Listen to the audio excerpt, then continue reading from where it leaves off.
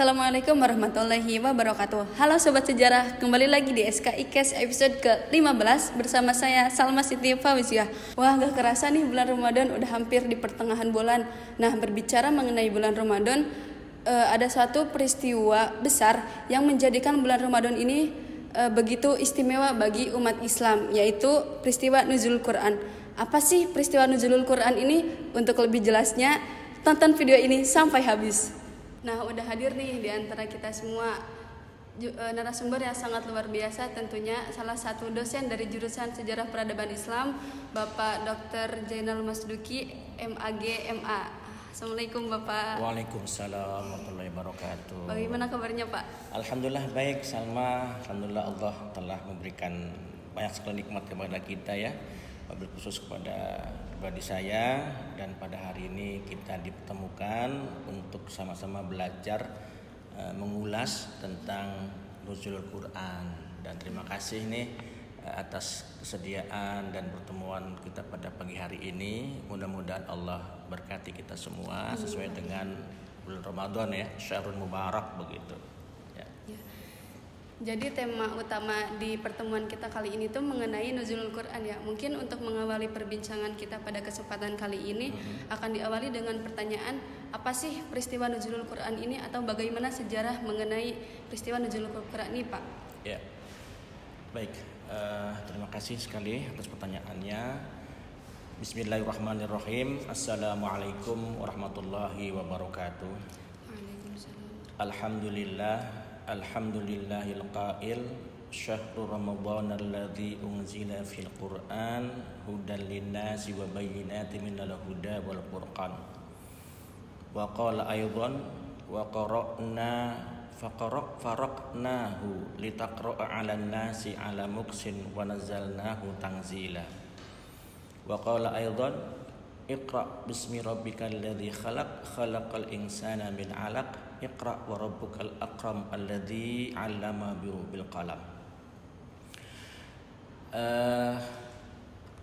Ayat ini sebagai rujukan atau di antara rujukan ayat-ayat Quran yang lainnya yang berbicara tentang Nuzulul Quran.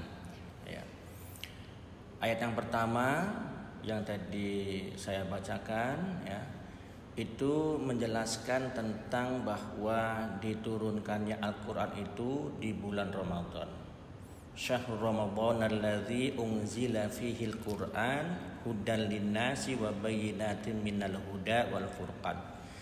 Jadi salah satu kelebihan bulan Ramadan yang dimiliki oleh umat Islam adalah diturunkannya Al-Quran, salah satu mukjizat Nabi Muhammad SAW, yang memang diturunkannya itu sebagai hudan linnas, ya, sebagai petunjuk bagi manusia.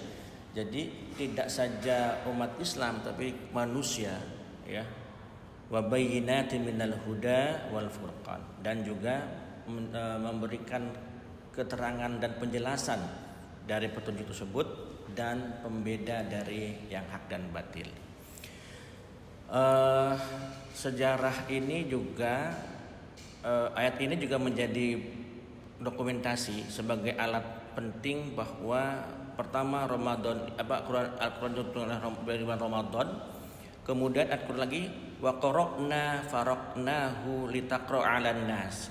Wa Qur'anan faraqnahu litaqra' 'alan nas. Jadi Quran itu diturunkannya secara perlahan-lahan 'alan nas, ya, 'ala muksin, pelan-pelan, wa nazzalnahu tanzila. Memang sejarahnya ini ketika Nabi Muhammad SAW di umur 41 dari kelahirannya atau tahun 610 Masehi, dia mendapatkan wahyu yang pertama yang di Gua Hira, yang isinya adalah surat Al-Alaq ayat 1 sampai 5. Jadi Nabi secara faktual saat itu, Nabi itu merenung menghadapi kehidupan orang-orang Quraisy yang jauh dari keimanan, hiruk pikuk dengan kemusyrikan, hiruk pikuk dengan riba, hiruk pikuk dengan pemujaan kepada status sosial, kemudian melakukan i'tizal, melakukan pendiaman diri di Gua Hira sambil menunggu apa yang akan datang dari Allah SWT. Dan inilah yang kemudian Allah turunkan sebagai hudal linnas. Jadi nampaknya umat manusia saat itu di Makkah itu sangat membutuhkan petunjuk bagi kehidupannya, arahan yang menentukan bagaimana kehidupannya lebih baik lagi, ya. Dan penjelasan bagaimana menghadirkan petunjuk-petunjuk itu di muka bumi. Karena memang faktanya waktu itu yang sudah kita pahami bahwa masa jahiliyah masa yang penuh dengan kebodohan. Dalam arti kata mana mungkin dikatakan tidak bodoh ketika melihat patung-patung disembah. Kemudian mana mungkin kadang-kadang patung-patung itu dibuat dari makanan, dari roti lalu disembah layaknya Tuhan. Tapi kemudian setelah lapar Tuhan itu dimakannya kembali. Itu kan sebuah kebutuhan itu ya. Nah oleh karena itu dengan adanya Al-Quran sebagai petunjuk, maka untuk menghilangkan kebodohan, untuk menghilangkan ketidakbisaan, menghadirkan kepintaran, kecerdikan dan kecerdasan dengan firman Allah berikutnya, A'udzu billahi minasyaitonir rajim, Iqra bismi rabbikal ladzi khalaq. Jadi perintah Allah kepada umat manusia melalui malaikat Jibril dan Nabi Muhammad diturunkan kepada Muhammad adalah untuk membaca. Jadi sebuah perintah pertama itu untuk menggunakan akal, untuk menggunakan nalar, menggunakan analisa dalam menjalani kehidupan ini. Nah, gitu. Ya, dengan demikian ketika kemudian kita ada petunjuk, insya Allah tidak lagi musyrik, tidak lagi membunuh anak perempuan, tidak lagi riba gitu. Jadi ingin seperti itu. Jadi ada perubahan mendasar dari kehidupan alam yang jauh dari tauhid ke tauhid, dari alam yang penuh dengan riba misalnya ke tidak riba. Nah, maka kemudian karena mungkin akan bertanya bagaimana sejarah turun Al-Quran. Jadi kan sesuai dengan yang tadi ayat berikutnya, A'udzu billahi minasyaitonir rajim wa Qur'anan faraqnahu litaqra 'alan nas. Dan kemudian Al-Quran itu diturunkannya secara perlahan-lahan, secara munajjaman. Nah, jadi ala muksin wa nazzalnahu tanzila. Jadi ada dua pendapat yang mengatakan Al-Quran itu diturunkan dari Allah SWT ke Baitul Izzah secara penuh 30 juz, ya. Mungkin ada yang bertanya apa itu Baitul Izzah? Baitul Izzah itu adalah rumah ibadah penduduk langit, ya, yang turun dari Baitul Izzah kemudian diturunkan secara perlahan-lahan melalui malaikat Jibril kepada Rasulullah SAW. Itu pertama itu dapat makna al-qahtan, ya. Kemudian yang kedua ada pendapat Asy-Sya'bi bahwasanya tidak lagi melalui Baitul Izzah dari Allah Subhanahu wa taala, memang diturunkannya secara perlahan-lahan melalui malaikat Jibril, kemudian Nabi Muhammad SAW dan Nabi Muhammad SAW menyampaikan kepada umatnya. Dan itu cara penurunannya sampai kepada Nabi Muhammad itu secara perlahan-lahan sesuai dengan konteks historisnya. Jadi tidak kemudian 30 juz turun, tetapi malah turunnya itu di Mekah iya, di Madinah iya, sampai dengan 23 tahun. Lebih tepatnya adalah 22 tahun, 2 bulan, 22 hari. Maka digolongkan menjadi 23 tahun begitu. Dari penjelasan panjang Bapak tadi, apa sih keutamaan gitu dari peristiwa nuzulul Quran ini, Pak? Ya, keutamanya diantaranya bahwa ada yang namanya malam Lailatul Qadar. Jadi di tanggal 17 Ramadan ini sebagai awal mula diturunkan Al-Quran, maka juga disebut sebagai malam Lailatul Qadar. Dimulai malam Lailatul Qadar yang kemudian pahalanya bila kita melakukan ibadah di malam itu, maka nilainya lebih dari 1000 bulan. 1000 bulan kalau kita hitung sekitar 84 tahun.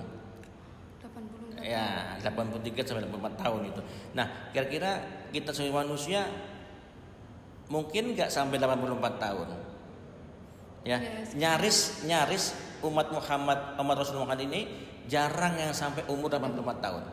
60, 70 ya, kadang-kadang 40 sudah Allah panggil ya, 50 sudah panggil. Karena itu ketika ini keutamaannya adalah bahwa satu malam Allah sediakan malam di mana nilai kita beribadah itu lebih dari umur kita selama beribadah.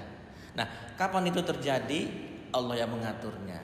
Apa tandanya? Allah yang mengaturnya. Hanya kemudian dari proses perjalannya di tiap tanggal ganjil 17, 19, 21, 23 sampai 29 begitu ya. Itu yang pertama. Yang kedua, kemuliaan di malam Lailatul Qadar adalah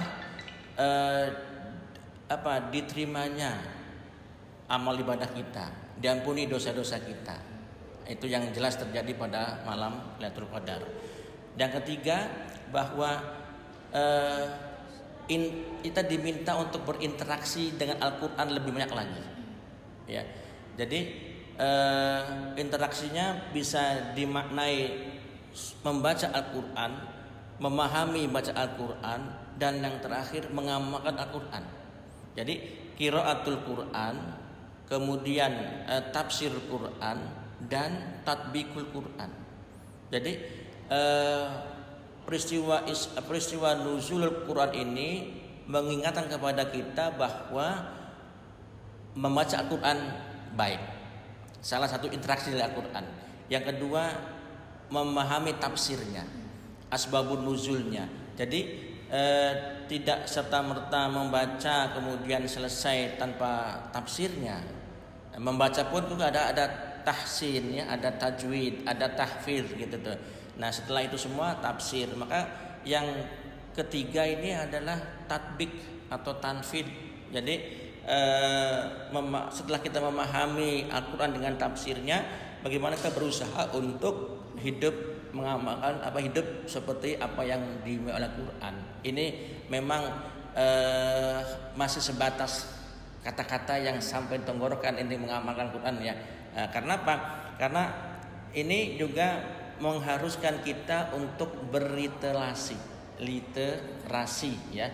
Kenapa? Karena untuk memahami dan sampai pada konteks mengamalkan harus ada kepahaman.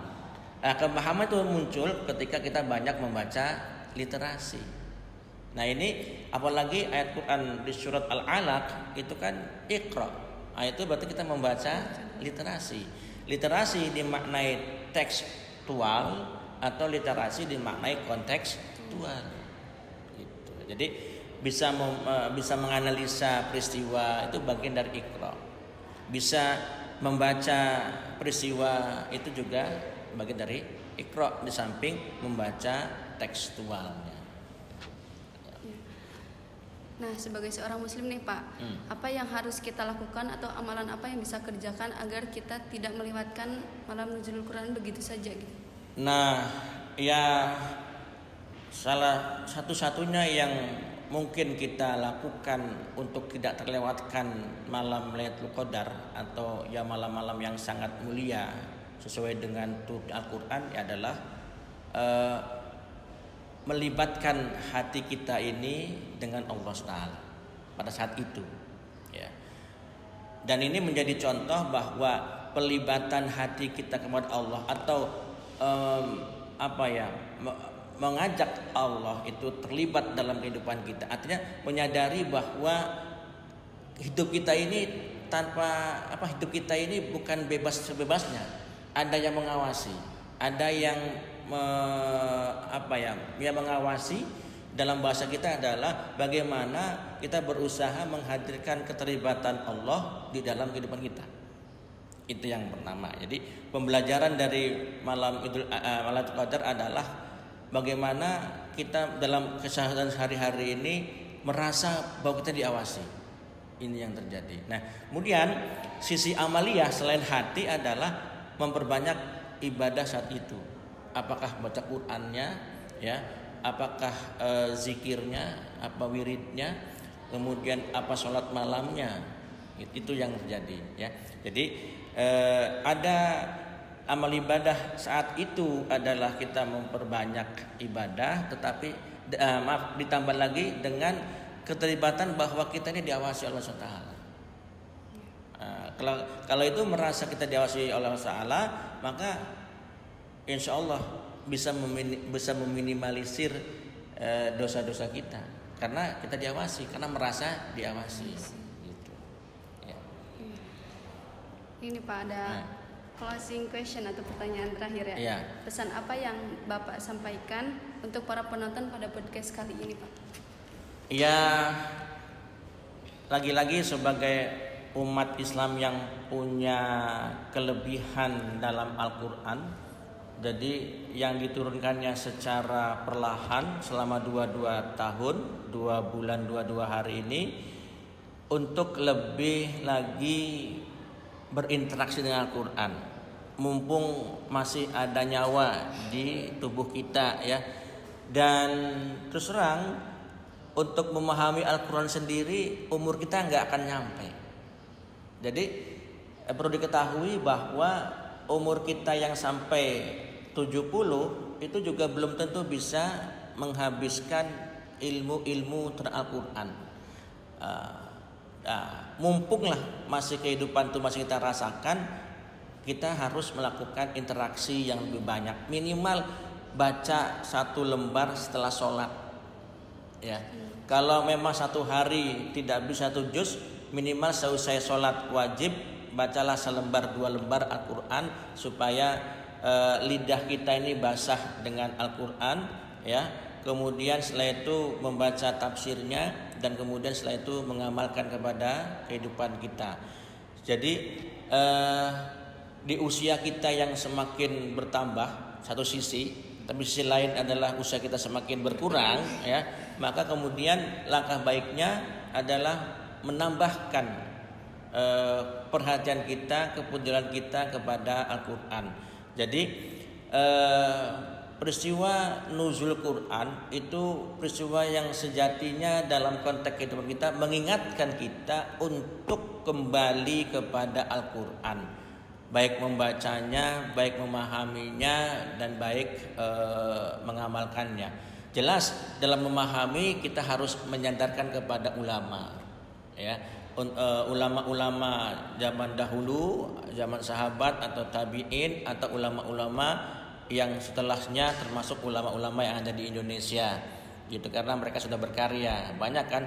Ada Buya Hamka, ada tafsir Al-Azhar, ada Ustaz Syihab, ada tafsir Al-Misbah kalau nggak salah ya. Itu belajar dari ulama, sehingga kemudian ilmunya kita runut dari para ulama yang ada. Jadi tidak serta-merta kemudian tanpa bimbingan ulama.